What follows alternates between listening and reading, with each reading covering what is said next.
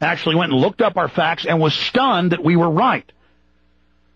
You can Google stories because Internet 2, the private consortium hooked in with the UN and ICANN, always announces. They met in Austin a few years ago. They met in London. They met in Chicago. They met in New York. They met in Tokyo. They always announce at the beginning of the conference, quote, the Internet is dead. And to simplify it, there's a bunch of different things they're going to do to shut the old web down over the next few years and force you onto a regulated, controlled, paid, not just paid subscription, but also taxed Internet where they control where you can go, not just through ending net neutrality, but through a lot of other systems that they're going to be using, including physically shutting down the backbone of the web, shutting down the old switchers and routers and corridors for what you know of as the web today, also allowing the old system to deteriorate before it is finally switched off. They say they're going to call that a collapse or shutdown, but they're orchestrating this. This is like putting toll roads on an existing road. It's just on the Internet. We'll be right back and give you the absolute facts, ladies and gentlemen. Stay with us. All right, I'm going to put it back up on screen, the article at prisonplanet.com. It's also over at Infowars.com. Secret plan to kill the Internet by 2012. Let me first play the video, one of the videos responsible for a resurgence of people being concerned about this. Now, I had seen rumors of it before that, but in one article that Paul Watson did, it goes through all of it, every single bit of it. I mean, this whole thing is hyperlinks to mainstream news, giving you a piece here, a piece there. But if you go to Internet 2 itself, and you go to their website and to the other industry groups that are pushing all this, you can find out the exact facts. Hi guys, this is a new iPower clip, and today we have some news about net neutrality. And my name is Tanya, and this is the crew. This is Dean, Reese, Ian, and Sharon. I guess Reese will be starting today. Yeah. I'll give you guys a little recap for the people who don't know the news yet. What's happening is information has leaked out about all significant internet providers all over the globe, how they are planning to actually drastically limit and commercialize internet access by the year 2012. This means that by then, you will actually only be able to access a small bunch of commercial websites for which you'll have to pay a certain standard fee. And if you want to visit any other website that's not in your sort of like television-like package, you will have to pay something extra. You will have to pay extra subscriptions for every other site you visit. Now, this isn't just about the internet getting expensive.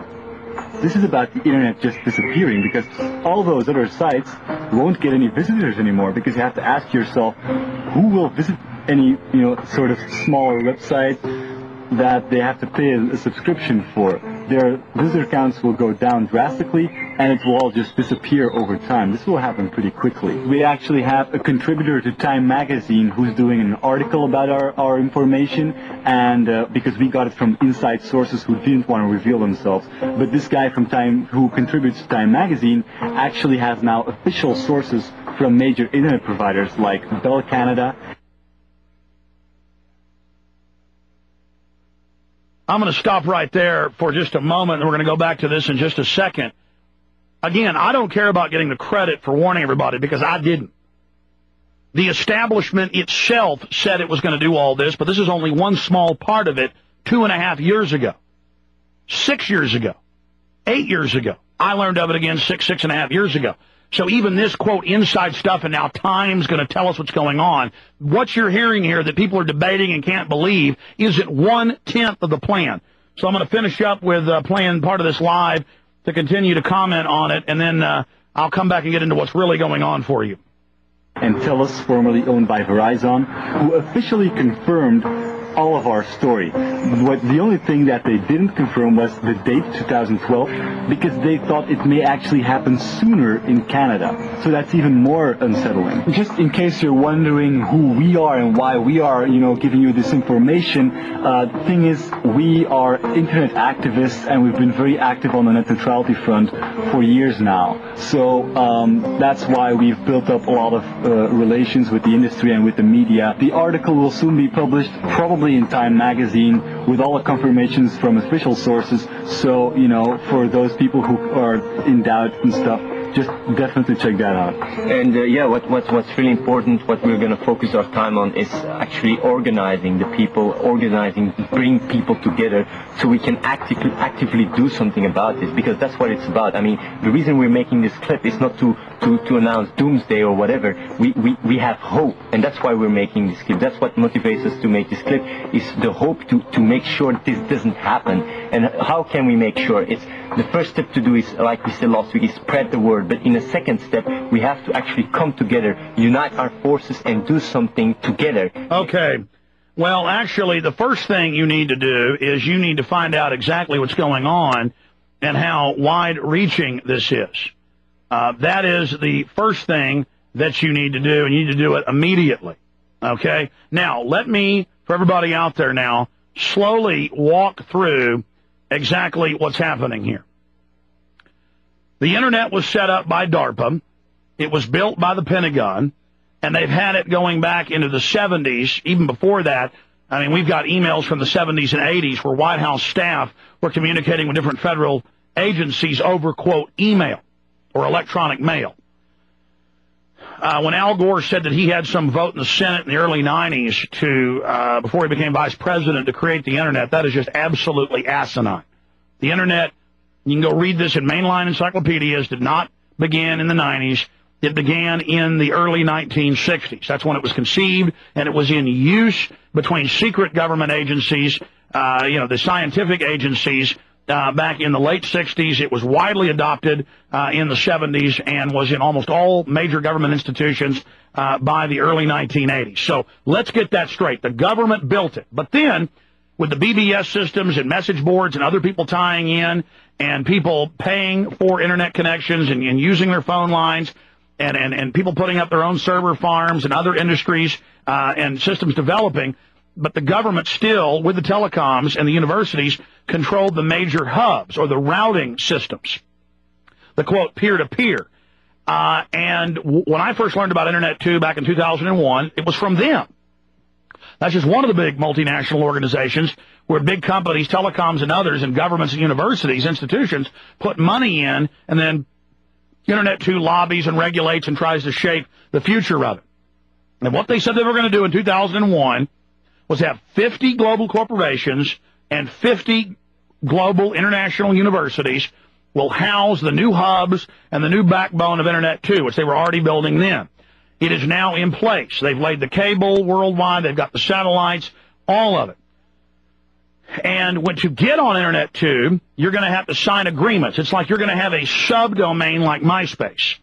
And you will go generally pay to have a membership there, then you'll have a place, like you have a YouTube account, or you have a MySpace account, or you have a Flickr, or a Facebook account. But then you sign an agreement where they can regulate you, they can censor you, they can expunge your account whenever they want. They track who you are. You're going to have ID of who you are to be on that system.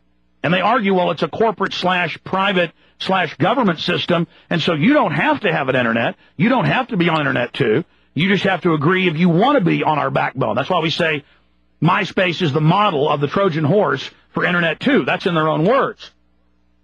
Now, they say in all of these different documents and in all these different reports that they are the corporations, the government, the universities, that they are then going to force you off Internet 1, which is the existing backbone that they were going to stop by 2003, which they've now done, upgrading hubs, fixing switchers, that they were going to force you onto Internet 2, that they were going to take over the existing pieces of router and existing systems and existing backbone that private, corporate, and governmental interests own or control, in government's case, that they're going to shut those off and put them into Internet 2, and now whole areas of the web will be down. Remember in 2004 and 2005, Cogent and Level 3, two big backbone peer-to-peer providers, not even the biggest, but in the top 20, they had a fight with each other for 2 weeks, and they had several fights, and that a third or more of the web was just down. I mean, 30, 40% in some cases of the websites I try to visit weren't physically down, but from where I was at, I couldn't get routed to it. because they have shut that down. So they're not just going to tax the web and tax email. They're not just going to force you onto Internet 2. They are going to shut down the old web. You're saying, fine, I just won't be on Internet 2. Well, no, it's like putting a toll road on an existing road. You understand? So we're going to break all this down after this quick break. This is the full story, and we'll give you the time frame from their own documents. Stay with us.